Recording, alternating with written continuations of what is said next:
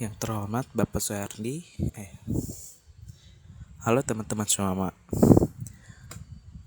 Halo teman-teman semuanya. Selayaknya pepatah, tak kenal maka tak sayang. Perkenalkan, saya William Hendro Panggabean, mahasiswa Fakultas Ekonomi dan Bisnis Universitas Negeri Jakarta. Pada kesempatan kali ini saya akan memaparkan analisis hukum bisnis mendalam untuk memenuhi ujian akhir semester pada mata kuliah yang diampu oleh Bapak Suheri SPD SHMM.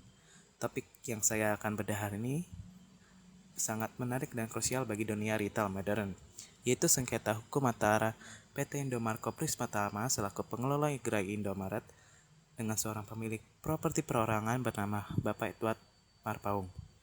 Dalam satu dekade terakhir, ekspansi retail modern di Indonesia berkembang sangat masif. Korporasi besar tentu membutuhkan ruang usaha seperti rumah, toko, atau ruko dalam jumlah yang banyak. Untuk efisiensi, perusahaan seperti PT Indomarko biasanya mengikatkan diri dengan pemilik properti melalui skema sewa-menyewa komersial. Hubungan ini tunduk pada asas kebebasan berkontrak sesuai pasal 1338 KUHP Perdata, di mana perjanjian tertulis ini menjadi undang-undang yang mengikat bagi mereka. Namun, bagaimana jika setelah kontrak habis, apakah aset tersebut justru dikuasai sepihak tanpa bayar sewa?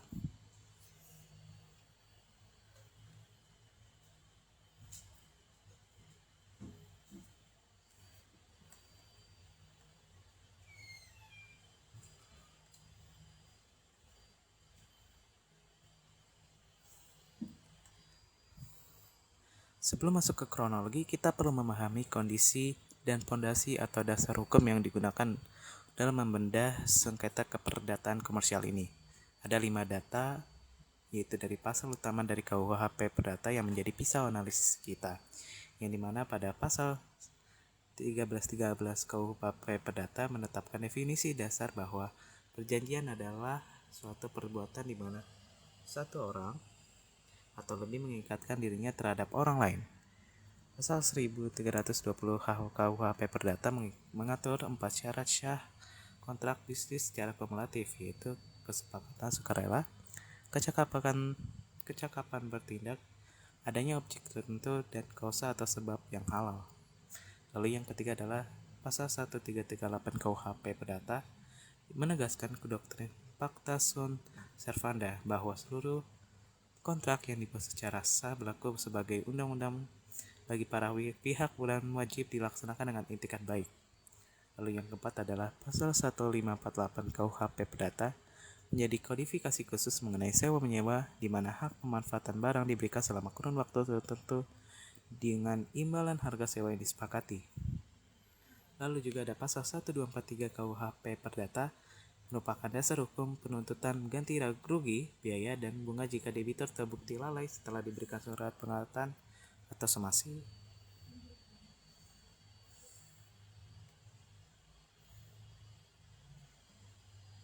Lalu di sini ada contoh perjanjian sewa menyewa dari ruko komersial retail modern yang dapat kita lihat di layar. Ada nama pihak pertama dan kedua.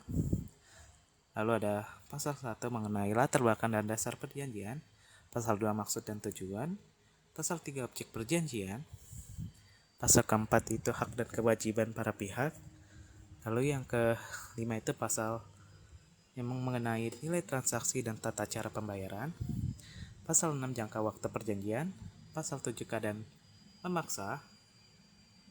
Lalu pasal ke-8 ada wan prestasi dan sanksi, pasal 9 penyelesaian sengketa, pasal 10 ketentuan penutup. Lalu pasal 11 di mana ada format, tempat, tanggal, dan tanda tangan para pihak. Lalu yang selanjutnya adalah analisis klausal dan kesesuaian dengan hukum bisnis. Yang pertama ada kronologi yuridis kasus wan prestasi.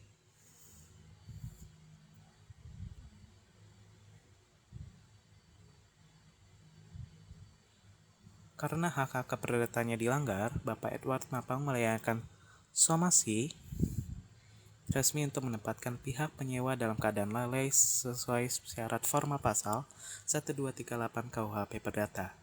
Sengketa ini terus bergulir hingga mencapai tingkat pemeriksaan kasasi di Mahkamah Agung. Bagaimana pertimbangan hukum dari Majelis Hakim Agung? Majelis Hukum Agung menerapkan penafsiran hukum yang sangat tegas terhadap pasal 1243 dan pasal 1338 KUHP Perdata. MA secara resmi menolak permohonan kasasi yang diajukan oleh PT Indomaret Prisma Tama. Putusan ini sekaligus menguatkan putusan Pengadilan Tinggi yang menyatakan bahwa korporasi retail tersebut telah terbukti secara sah dan meyakinkan melakukan perbuatan malprestasi atau breach of contract. Hakim Agung menegaskan bahwa tindakan menguasai fisik hukum melampaui batas waktu kontrak tanpa persetujuan pemilik adalah pelanggaran nyata.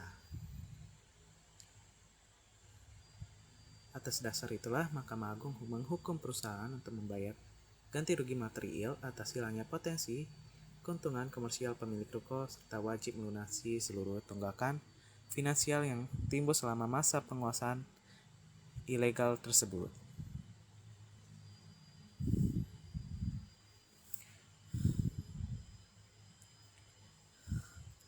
Lalu bisa kita simpulkan melalui eksaminasi dan mendalam terhadap putusan Mahkamah Agung pada nomor 13 KPDT 2020 serta rekonstruksi klausul kontrak sewa menyewa ruang komersial dapat dirumuskan kesimpulan akademis sebagai berikut, yang dimana kita dapat melihat bahwa ruko milik Edward Mapong secara sepihak pasca berakhirnya kontrak utama merupakan kualifikasi tindakan prestasi mutlak yang melanggar asas Pacta sunt servanda dalam pasal 1338 KUHP Perdata dan pasal 1548 KUHP Perdata mengenai waktu sewa. Lalu yang kedua adalah putusan Mahkamah Agung nomor 1213 KPDT 2020 yang mencerminkan penegakan kepastian hukum keperdataan di Indonesia. Lalu yang ketiga adalah bagi entitas bisnis manajemen, kasus ini memberikan pelajaran berharga akan pentingnya implementasi legal compliance, monitoring, dan sistem pengawasan masa berlaku kontrak secara digital demi mencegah timbulnya beban denda, keterlambatan, dan tuntutan ganti rugi di pengadilan. Dan yang terakhir, penyusunan naskah perjanjian yang cermat yang sesuai dengan ketentuan hukum dapat mencegah timbulnya sengketa di kemudian hari serta memberikan perlindungan hukum yang seimbang bagi para pihak terlibat.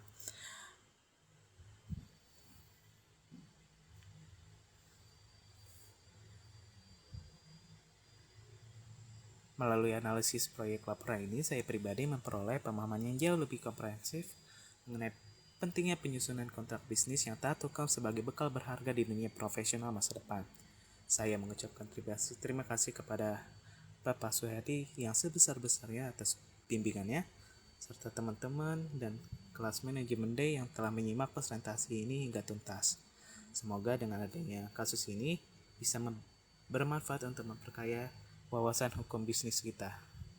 Terima kasih. Wassalamualaikum warahmatullahi wabarakatuh.